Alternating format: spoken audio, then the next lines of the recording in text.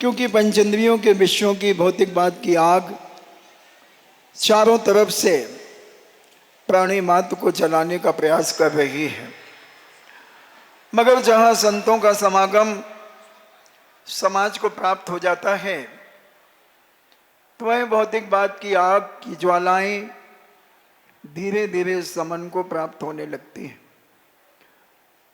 और जब ये समन्ता को प्राप्त होती हैं ज्वालाएं, तब समाज संस्कारित होती चली जाती है और संस्कारित समाज ही सभ्य समाज कहलाती है।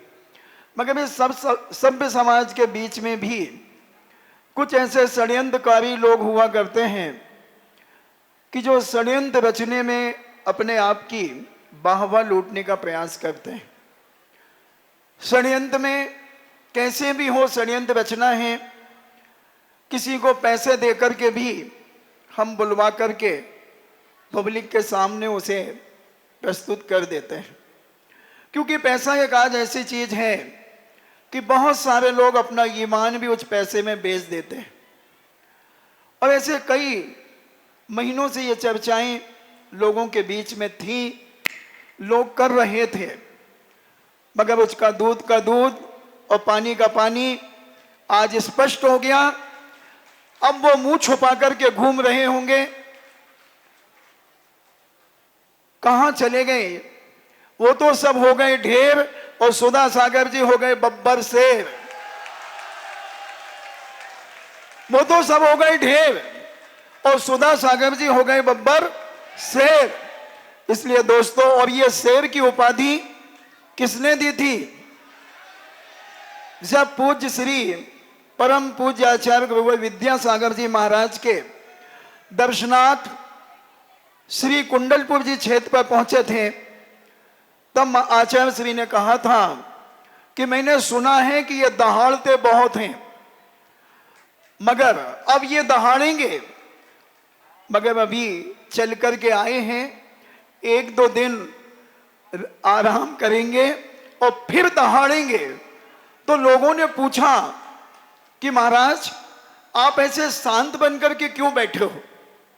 महाराज ने कितनी मार्मिक बात कही कि भैया, अपने परिवार में तो निकृष्ट आदमी दहाड़ता है, मैं तो उनके बीच में दहाड़ता हूं जो धर्म के विरुद्ध और आगम के विरुद्ध कार्य करते हैं, समाज को नीचा दिखाने का कार्य करते हैं, उनके सामने मैं दहाड़ता हूं और मुझे कहीं दहाड़ने की कोई आवश्यकता नहीं है।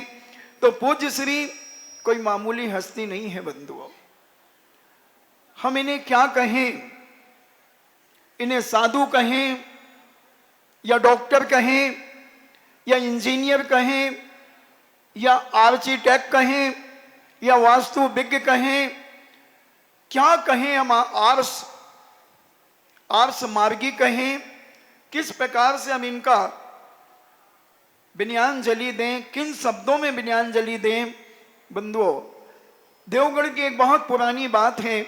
देवगढ़ जीर्ण शीर्ण अवस्था में था, क्योंकि पूज्य श्री को एक उपाधि तीर्थ क्षेत्र जीर्णोद्धारक के भी कहा जाता है कि जो जीर्ण क्षीण दशा में जो क्षेत्र होते हैं उनका उद्धार करने में इनका बड़ा उत्साह रहता है।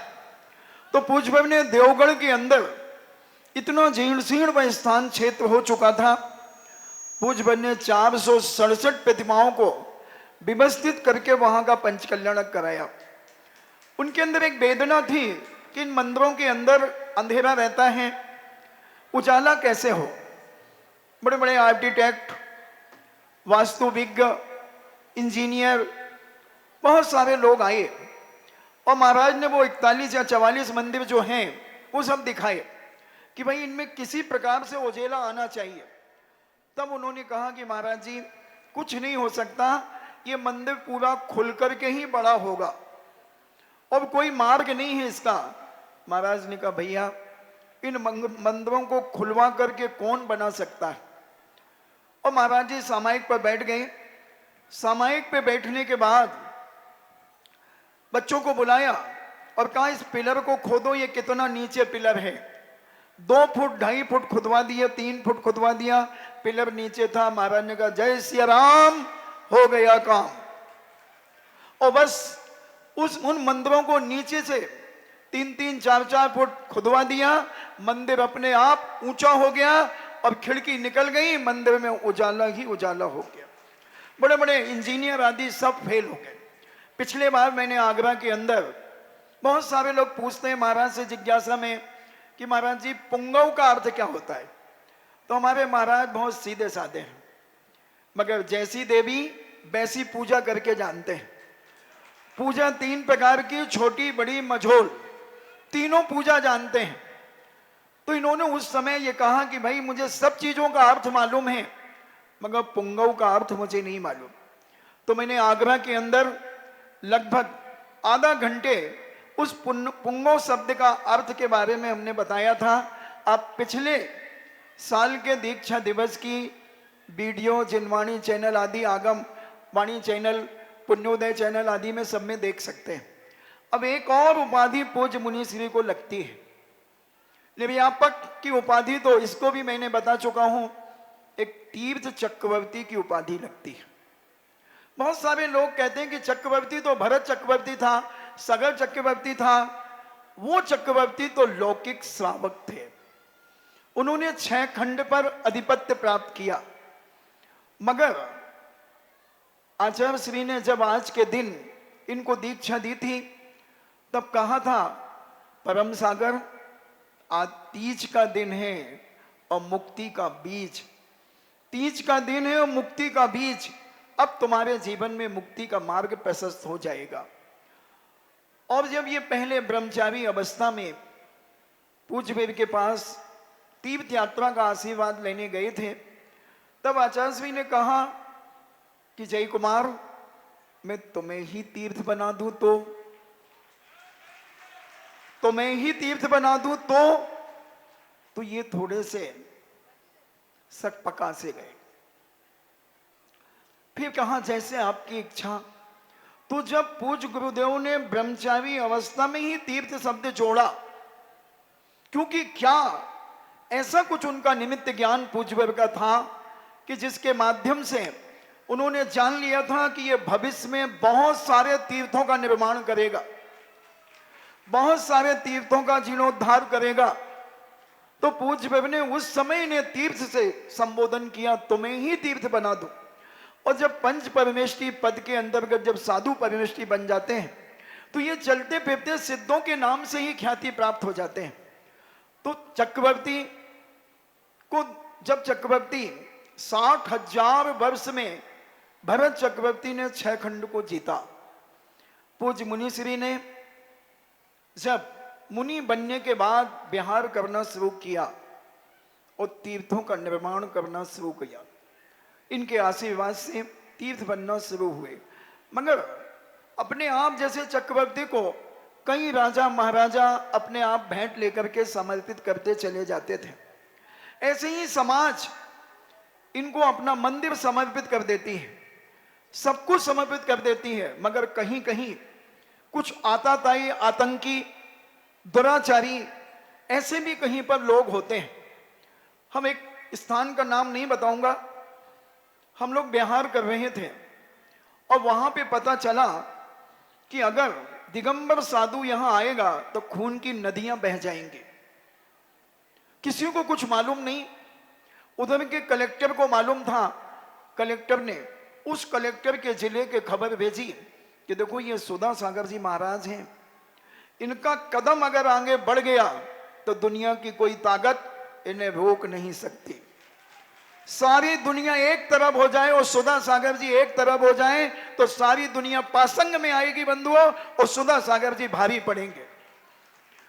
अब वहां पर बड़ा स्थिति बिगड़ने की स्थिति में थी। पुलिस, चारों तरफ से पुलिस लग गई। उस कलेक्टर प्रतिदिन महाराज जी का प्रवचन सुनते थे, उनका ज्वाइनिंग उसी दिन थी जिस दिन हमारी स्थापना थी। पूरे चतुर्मास में उन्होंने प्रवचन सुने। 65 साल के बाद उस नगर में दिगंबर साधु जा रहे थे।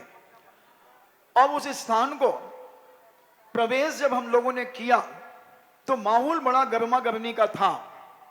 ऐसा लग रहा था कि कोई विस्फोट बड़ा हो सकता है और मात्र दर्शन करना था। इनको संघर्ष में बड़ा आनंद आता है और इनका जीवन संघर्ष में ही रहा है। जन्म से अगर हम देखें, जय कुमार की स्थिति से देखें तो 7 बार निमोनिया, नदी में डूबते डूबते बचे, आग से जलते जलते बचे, तो बड़ा संघर्षमय जीवन रहा और अभी भी ये संघर्ष करते हैं, मगर इनके सामने कोई सूरमा टिक नहीं पाता, कोई सूरमा टिक नहीं पाता। और जब तक 2 साधु के लिए, एक पूज्य आचार्य विद्यासागर जी महाराज को और एक पूज्य निर्यापक सुधा सागर जी महाराज के ऊपर जिसने भी उंगली उठाने का प्रयास किया, वह उंगली वहीं से सड़ेगी बंधुओं, वहीं से सड़ेगी, गलेगी, अब उसका जीवन जो पतन की ओर जाएगा, क्योंकि प्रकृति है, ये कर्म है, कर्म किसी को नहीं छोड़ते। तीर्थंकर जैसे इस कर्म की चपेट में आए हैं, पारसनाथ जैसी शक्ति 7 दिन तक बिजोलिया में पिटती रही, आदिनाथ जैसे स्वामी इतनी बड़ी शक्ति युग के आदि में 7 महीने 8 दिन तक अंजलि लेकर के घूमते रहे। 22 वर्ष तक के पति के वियोग में अंजना जैसी सती अपने जीवन में दुख का अनुभव करती रही। इसलिए इस दिगंबर जैन धर्म के दिगंबर साधुओं से कोई भिड़ने का प्रयास मत करना, यह षड्यंत्र मत रचना, पैसे देकर के षड्यंत्र रचना। और वो जब वहां हम पहुंचे तो स्थिति गर्मा गर्म की थी और मात्र महाराज जी हम लोग दर्शन करके वहां से निकलना था, समाज का एक घर था शायद वहां पर, मगर महाराज तो संघर्ष से लोहा लेने में मास्टर हैं। ये कहते हैं आज यहीं रुकेंगे, रात यहीं रुकेंगे। सारे लोग जो साथ में थे वो भयभीत हो गए, मगर जब मंदिर में देखा कि वास्तु का दोष है, इसलिए सारी प्रॉब्लम आ रही है। जिनने मंदिर बनाया था वो कलकत्ते में थे, पाइटी, उनको खबर भेजी गई, वो कहते मुझे कोई मतलब नहीं उस मंदिर से, मैं नहीं जानता। और जैसे ही दूसरे नगर से जिनेन भगवान की प्रतिमा को बुलाकर उनको व्यवस्थित किया, वही विरोधी नतमस्तक होकर के आए, सारे के सारे जैनेतर भाई, और महाराज को श्रीफल चढ़ाया कि महाराज जी आपका प्रवचन होना चाहिए। जो खून की नदियां बहाने वाले थे, चक्रवर्ती क्या करता है? चक्रवर्ती देखता है कि जहां कुछ आताताई लोग हैं तो अपना नाम भेज देता है कि ध्यान रखो, कह दो कि वो आ रहा है। तो पूज्य श्री ने वहां प्रवचन दिया, दिगंबर के ऊपर से लगभग 1.5-2 घंटे प्रवचन दिया। वो सारे के सारे वहां के प्रतिष्ठित व्यक्ति आए और महाराज से कहते हैं महाराज जी 7 दिन तक आप यहीं रुकिए और प्रतिदिन आपका प्रवचन सुनना चाहते हैं। कुछ गुंडों ने यहां भी प्रयास किया कि सुधा सागर जी महाराज भाग्योदय में प्रवेश नहीं कर सकते, मैं 500 गुंडों को ला करके खड़ा कर दूंगा, 500 गुंडों को ला करके खड़ा कर दूंगा। आज तक उस गुंडों की और न उस व्यक्ति की शकल दिखी बंधुओं।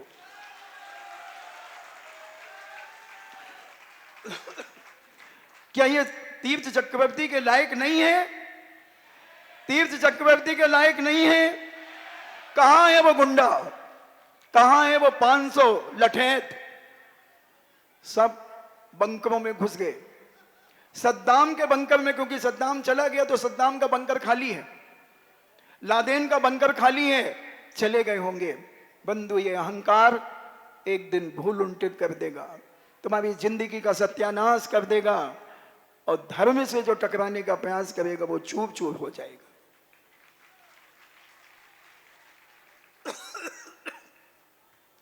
बहुत आताताई, बहुत अत्याचार, जो चाहे वो कितना सहन करें, मगर इनकी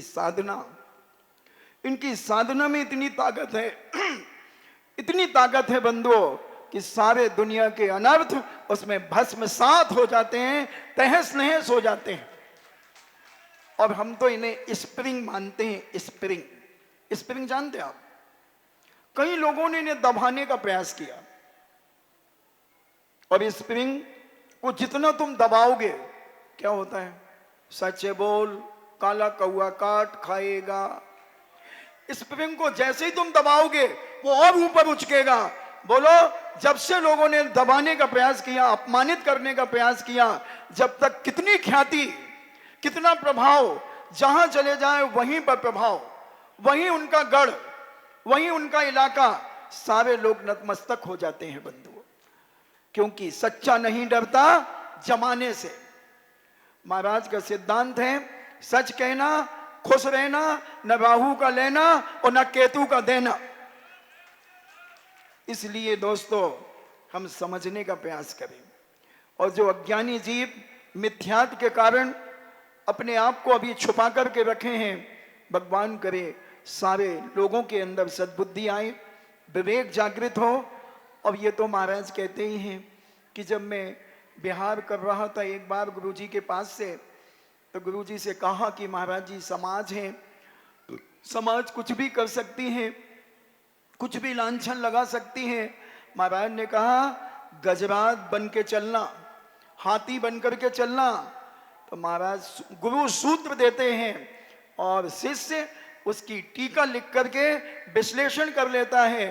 फिर महाराज ने कहा कि मैं तो हाथी बन करके चलूंगा। और जब चले तो कुत्ते भौंके, कुछ कुत्ते भौंके, महाराज ने पलट करके नहीं देखा। महाराज कहते हैं जब हाथी चले और कुत्ता भौंके, और हाथी अगर पलट के देख ले तो नकली हाथी, और हाथी चले कुत्ते भौंके और कुत्ता और हाथी स्वाभिमान से अपने आप के मार्ग को प्रशस्त करता चला जाए, तो वो सच्चा हाथी है। और सारी समाज आज भारत की जानती है कि सुधा सागर जी महाराज क्या है, क्या है सुधा सागर जी महाराज। बंधु इन्होंने क्या नहीं किया। और वही सुधा सागर महाराज को मैंने देखा 1984 की बात है, 84 की, पिसनहारी की मड़िया की। अचश्री का अचानक स्वास्थ्य खराब हो गया, जैसे इन महिलाओं का स्वास्थ्य खराब हो गया, शायद इनको भूख सताने लगी होगी, इसलिए इनका स्वास्थ्य खराब है। तो आचार्यश्री का अचानक स्वास्थ्य खराब हुआ, तो आचार्यश्री ने मुझसे कहा कि सुधा सागर जी महाराज को बुला के लाओ। तो मैं गया, महाराज जी बिल्कुल कोने में बैठे रहते थे, और मैंने कहा नमोस्तु महाराज जी, आपको आचार्यश्री बुला रहे। मुझे बुला रहे हैं? मुझे? हमने कहा आपको बुला रहे हैं। और खड़े हुए और पीछे ऐसे कांप रही जैसे पूछ की ठंड हो, मुझे बुला रहे। और ऐसे गए, बैठ गए, आचार्य को नमोस्तु की। आचार्य कहते हैं सुधा सागर जी आज उत्तम शौच धर्म है। बोले जी, बोले प्रवचन करना है। मैं नहीं करूंगा। आचार्य कहते क्यों नहीं करोगे? आप कितनी देर में आओगे? बोले मुझे आना होता मैं तुम्हें क्यों कहता। और उसके बाद आचार्य ने कहा अभी 15 मिनट बाकी हैं, तैयारी कर लो। 10-15 हजार की पब्लिक पिसनहारी की मड़िया में। और महाराज जी मुझसे फिर कहते हैं मुझे क्यों बुलाया तुमने? अरे मैं तो पोस्टमैन हूं, वहां से चिट्ठी आई थी, मैंने आपको चिट्ठी दे दी, मैं क्या कर सकता हूं। और महाराज जी गए, जब इनकी पिछी ऐसे कांप रही थी, मंगलाचरण कर रहे थे, वो एक लाइन मुझे याद है, मैं कंकर संकर बना। और उसके बाद 3 लाइनें और बोली, और जो प्रवचन दिया 1.5-2 घंटे का प्रवचन दिया, और लोगों के अंदर तहलका मच गया। सारी जनता के अंदर एक बात जागृत हो गई कि अब कल से आधा घंटे का सुधा सागर जी का प्रवचन और 1 घंटे का आचार्य श्री का प्रवचन। और जैसे ही इनको पता चला, तो कमेटी के लोग थे, कोमल सिंघई जी वगैरह, उनसे कहा कि ध्यान रखना, अगर आचार्य श्री से किसी ने ये बात कही ना, तो मैं मौन ले लूंगा। कोई शौक नहीं अपनी ख्याति लाभ पूजा का, कोई मतलब नहीं अपने आप से। फिर सक्सेस क्यों हो जाते हैं? जिस काम को कह दें, जिस चाम को छू लें, वो पूर्णतः सफल हो जाता है। मूल कारण, बहुत साधु ईर्ष्याएं करते हैं। कई साधु तो इतनी ईर्ष्या करते हैं कि महाराज का कहीं अर्घ बोला जाता है तो उस अर्घ को बंद कराने का प्रयास करते हैं। क्या भक्त के मुंह को कोई माई का लाल बंद कर सकता है? क्या किसी के हाथ बने हैं मुंह बंद करने के लिए? और भक्त डंके की चोट पर अर्घ बोलते हैं। कुछ ऐसे भी साधु हैं जो महाराज की फोटो से ईर्ष्या करते हैं। जैसे कुछ आतंकियों ने हमारे मंदिरों से ईर्ष्याएं की, चिन्हालयों की प्रतिमाओं को तोड़ने का प्रयास किया। कितनी प्रतिमा तोड़ोगे? ऐसे ही उन्होंने घरों में आहार करने जाते हैं, वहां से फोटो हटाने का प्रयास करते हैं। ऐसे भी लोग हैं बंधुओं, क्या होगा इनका? मैं यही विचार कर रहा था कि इनका गुणस्थान है कि नहीं। ये कौन सी सीढ़ी पे खड़े हैं? पहली सीढ़ी पे खड़े हैं, पहली सीढ़ी में खड़े हैं बंधुओं।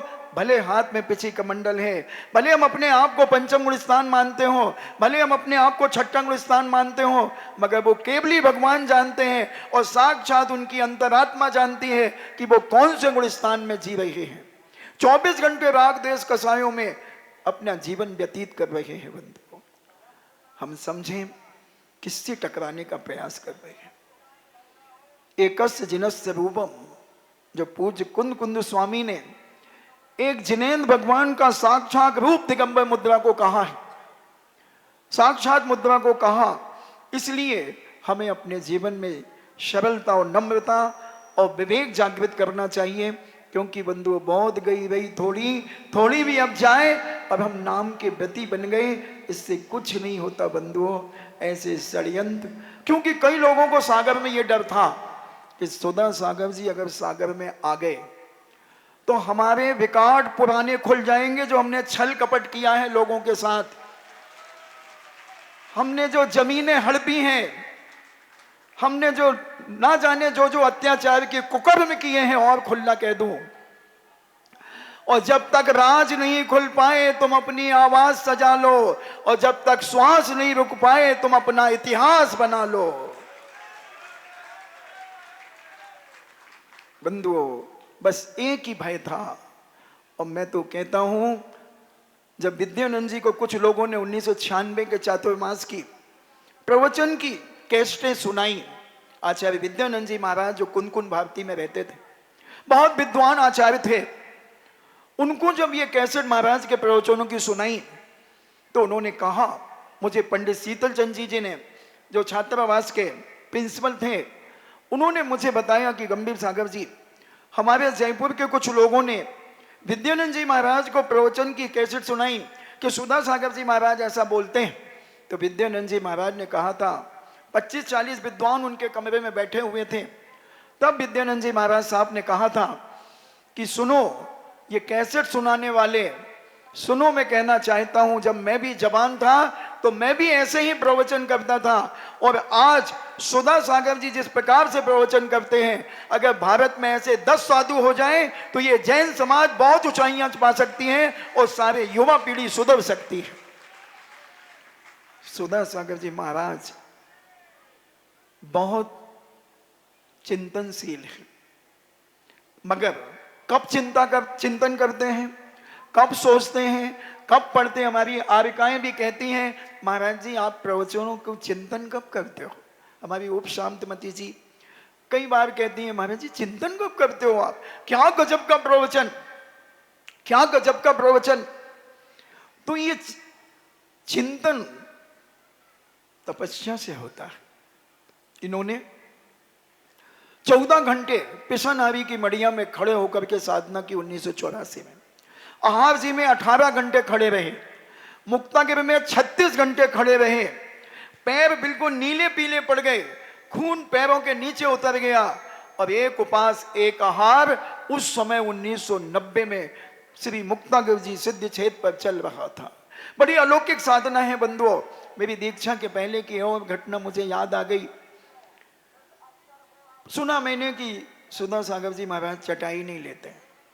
मैंने कहा इतनी ठंड पड़ती है, पिसनारी की मड़िया में गर्मी भी पड़ती है और ठंड भी पड़ती है, और हाल में सोते, गुरुकुल का जो हाल था उस हाल में सो रहे थे। मैं बैया बत्ती आदि सबकी करके नीचे आया। मैंने कहा क्या पता कहीं चटाई टाई छुपा के रखे होंगे और ओढ़ लेंगे रात को 11-12 बजे। तो मैंने पूरा हाल छान मारा, अंधेरा था, पूरा हाल देख लिया, कहीं कोई चिटाई नहीं। और ऐसी जैसे पुटरिया सी होती ना, दोनों घुटने और हाथ ऐसे सुकोड़ करके, और ये लेटे थे मुश्किल से 2-2.5 फुट में। पहले बहुत दुबले पतले थे। और शेर का बच्चा जन्म से थोड़ा दुबला पतला ही होता है, और जब शेर बन जाता है फिर दहाड़ता है। धर्म नाशे क्रियाधुन से सुसिद्धांत विप्लवे अस्पष्टैरपि वक्तव्यम सत्स्वरूप प्रकाश ने।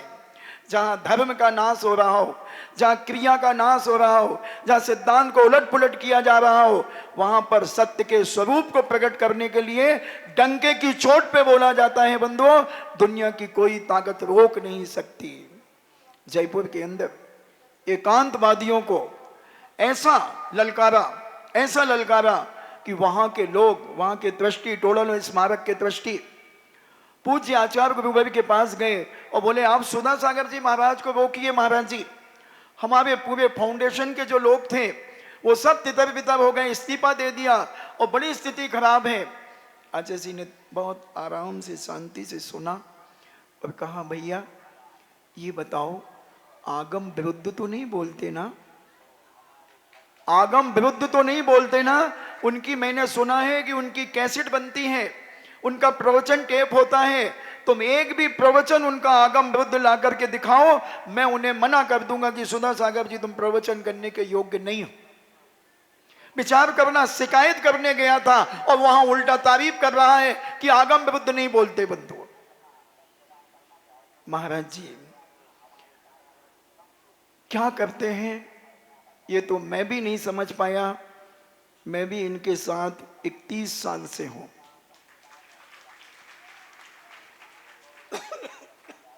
कब पढ़ते हैं क्या करते हैं मुझे नहीं पता, मगर मैं ये जानता हूं किसी भी मंच पर किसी भी वक्त कहीं भी बिठा दिया जाए तो ये उस मर्म को, धर्म के मर्म को सारी समाज को परोसने की ताकत रखते हैं। कैसा भी विषय हो, कैसी भी स्थिति हो, कैसा भी टॉपिक हो, तो ये ऐसा। और पूज्य श्री ने जो प्रभावनाएं की हैं, बहुत प्रभावना की, सारी दुनिया इनकी प्रभावनाओं को जानती है। तो वो चक्रवर्ती, तीर्थ चक्रवर्ती, अब आपने मैंने सिद्ध कर दिया। और कितने तीर्थ बनाए बंधुओं मुझे याद नहीं है, कितने तीर्थ, कम से कम 50-60 तीर्थ इन्होंने नए स्थापित कर दिए, और जो जीर्ण थे उनको भी स्थापित कर दिया। गोलाकोट, हमारे एस.के. जैन साहब बैठे हुए हैं, राकेश जी मंत्री जी बैठे हुए हैं। उस गोलाकोट में साल में एक बार अभिषेक होता था और 14 जनवरी के दिन लोटा डाल दिया जाता था, लोग लड्डू आदि फोड़ करके खा पी करके अपने घर चले जाते थे। मगर जब हम लोग पूज्य श्री गए और पूज्य श्री ने देखा कि ओहो ऐसी मनोहारी प्रतिमा, इतनी अलौकिक प्रतिमा, और इतनी सी जीर्ण ऐसी दशा में पड़ी जहां पर 46 जिनेन्द्र भगवान के प्रतिमाओं के सिर काट करके ले गए थे 98 में, ऐसी दशा थी।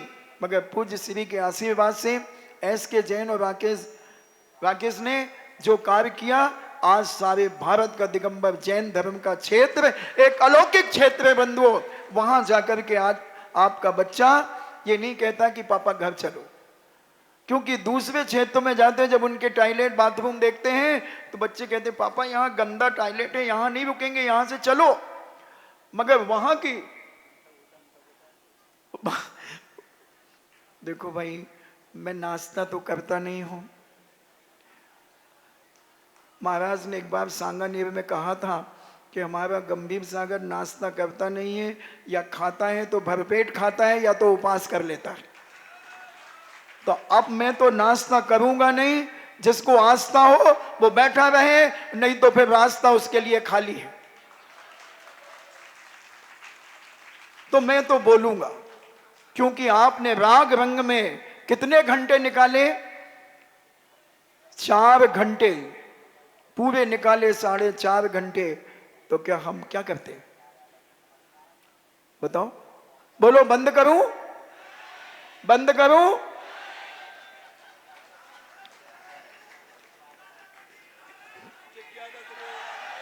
जिज्ञासा में भी यही चलेगा। और राजस्थान की स्थिति बहुत विचित्र थी। मिथ्यात, एकांतवाद जबरदस्त था, और मिथ्यात का जो भंजन किया बंधुओं, जबरदस्त भंजन किया। गंडे ताबीज इतना जबरदस्त था कि एक एक व्यक्ति दुखी था। ऐसे कुछ साधु थे कि लोगों के जेब में पर्ची डाल देते थे, इतना भेज दे नहीं तो तेरे घर में कबूतर छोड़ दूंगा, ये तुझे कबूतर बना दूंगा, सांप बिच्छू छोड़ दूंगा। तो ऐसे डरे डरे भयभीत लोग दिखते थे वहां के। मैंने पूछा कि भाई इतने भयभीत क्यों? बोले महाराज जी डर लगता है कि वो साधु एक चिट्ठी ना भेज दे।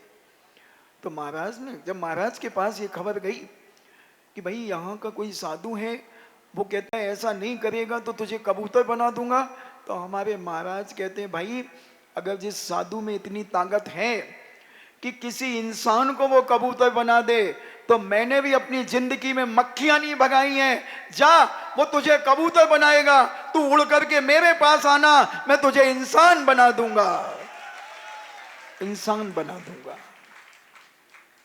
विचार कर ले, बहुत सारे देवी देवताओं ने भी संकट संघर्ष किया, उपसर्ग करने का प्रयास किया, बहुत प्रयास किए बंधुओं, मगर महाराज ने सबसे निपटने का अपने जीवन में कार्य किए। और पूज्यवर साधना कोटा के अंदर एक बाबूलाल जी थे, वो बैठे रहते थे, क्लास का स्वाध्याय चलता था और वो 15-20 फुट दूर बैठते थे, हाथ बांध करके बैठे रहते थे।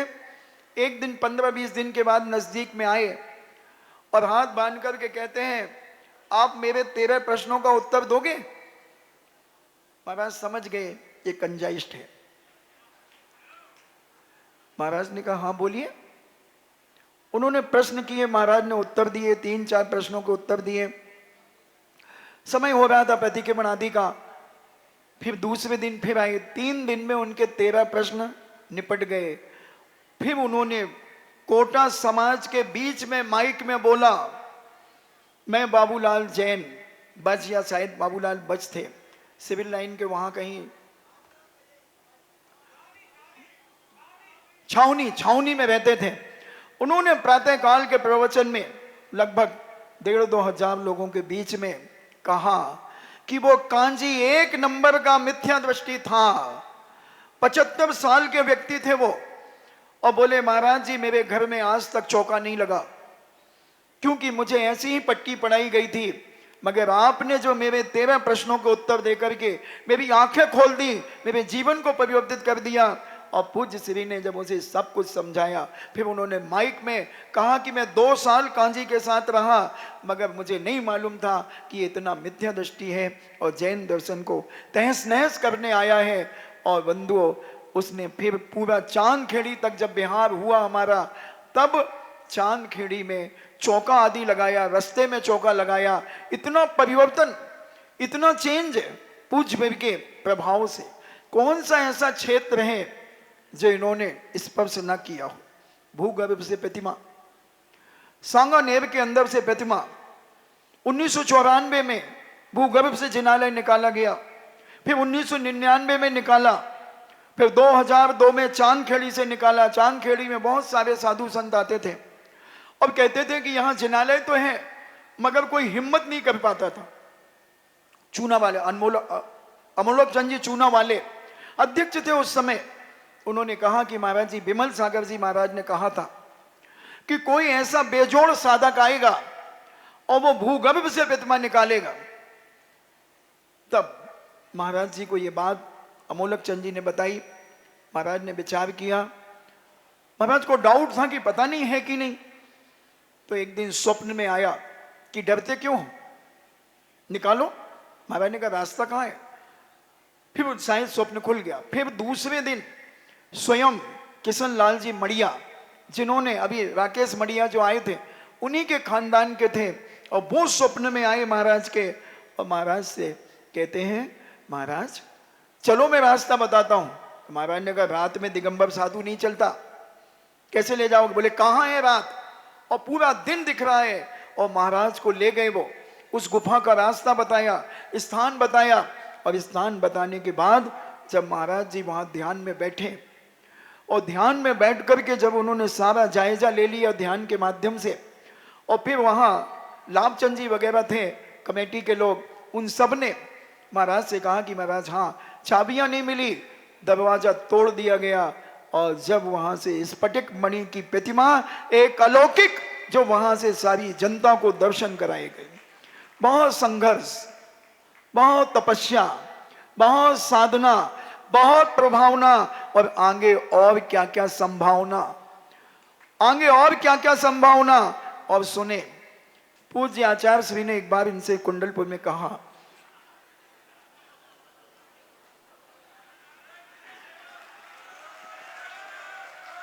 अब जिज्ञासा शुरू हो गई।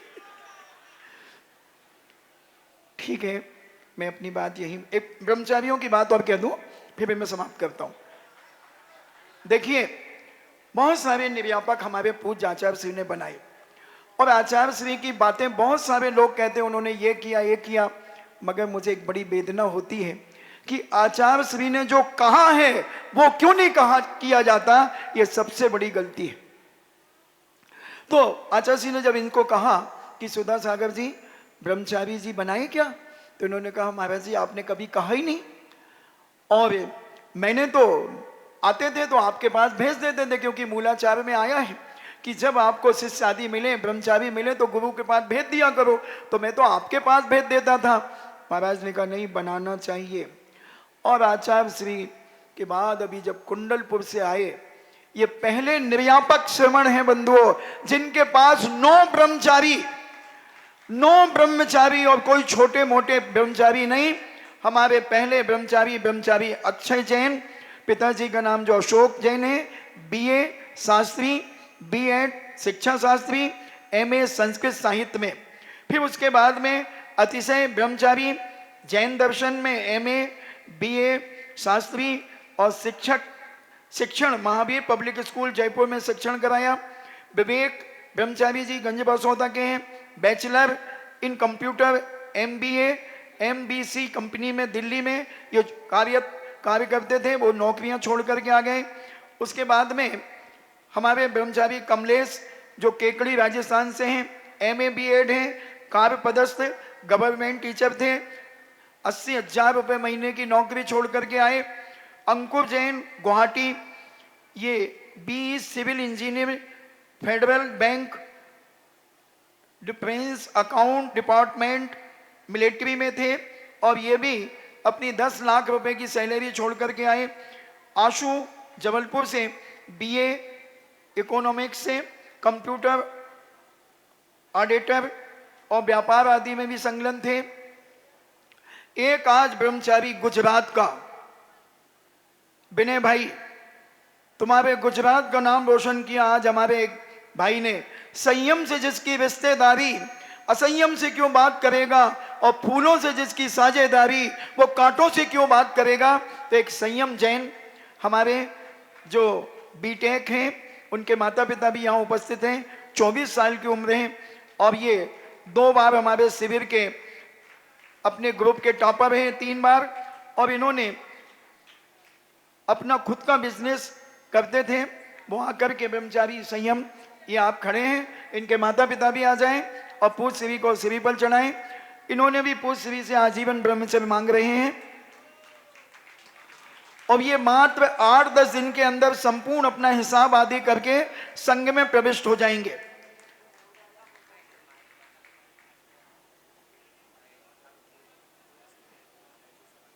तो ये हमारे 9 ब्रह्मचारी हमारे पूज्य महाराज श्री के चरणों में पूर्णतः समित हैं। इन्हीं मंगल भावना के साथ मैं अपनी बात को विराम देता हूं।